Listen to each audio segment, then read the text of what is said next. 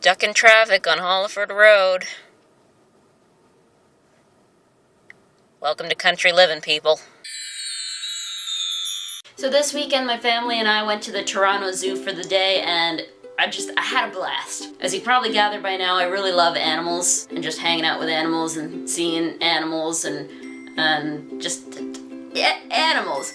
So as you can probably guess, seeing as how I really love animals, I really love being at the zoo. Anyway, I had a really great time with my family and I wanted to show you guys, and I figured just to kind of switch things up a bit and do a little bit of a different format, I would show you via animal ABCs. I picked the ABC format mostly because my nephews are going to be 2 and 3, and I'm not around a whole lot during the winter, just during the school year in general, just because, you know, school. And I figured they're gonna be learning their ABCs soon, and who better to teach them than me?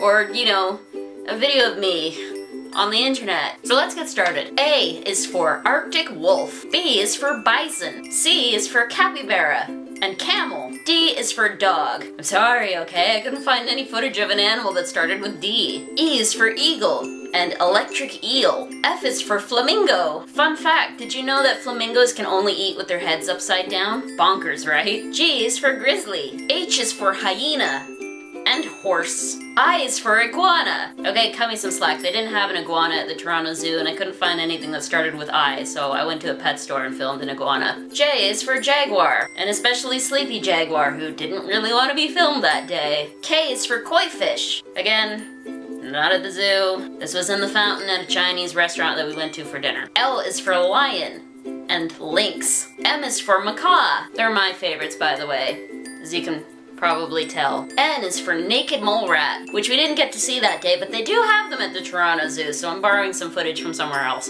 O is for octopus and otter. P is for pelican and penguin, like this especially cuddly Cape penguin. Q is for quokka. Again, not one that they have at the Toronto Zoo, but it was the only animal I could think of that started with Q. R is for red-tailed boa constrictor. S is for stingray, and also for sleepy spectacled owl. T is for tamarin and toucanet. U is for umbrella, namely the umbrella that we sat under while we ate our lunch. I'm sorry, okay? I couldn't find another animal that started with U. How are we enjoying the zoo?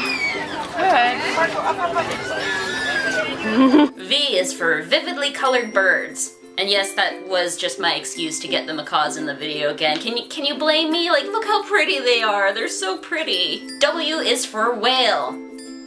Bones. X is for axolotl. And okay, I'm cheating a little bit, but if anybody knows an animal that starts with X, can you let me know, please? Because I would really like to know an animal that starts with X. Y is for yak. And Z, because we're in Canada and we call it Z, is for zoomobile. You guys totally thought it was going to be for zebra, wasn't it? Well, we didn't see the zebra that day because we didn't feel like walking all the way around the African Savannah exhibit, so too bad. As a consolation prize for getting all the way to the end though, here is a picture of a zebra which I took last year when we went to the zoo. Anyway, thanks for watching, and I hope you guys enjoyed seeing my footage of the animals at the Toronto Zoo. If you ever get the chance to visit, I would say you should, because it's a lot of fun, and also zoos can always use the funding for things like education and taking care of their animals and building better exhibits and giving you better customer service. So support your local zoos because they do so much for conservation and education work. And without your help, so many of them go under, and, you know, the animals, they just need to be taken care of, and just support your local zoos, because you will appreciate it, and they will appreciate it, and your community as a whole will appreciate it. I don't know where I was going with that. Bye!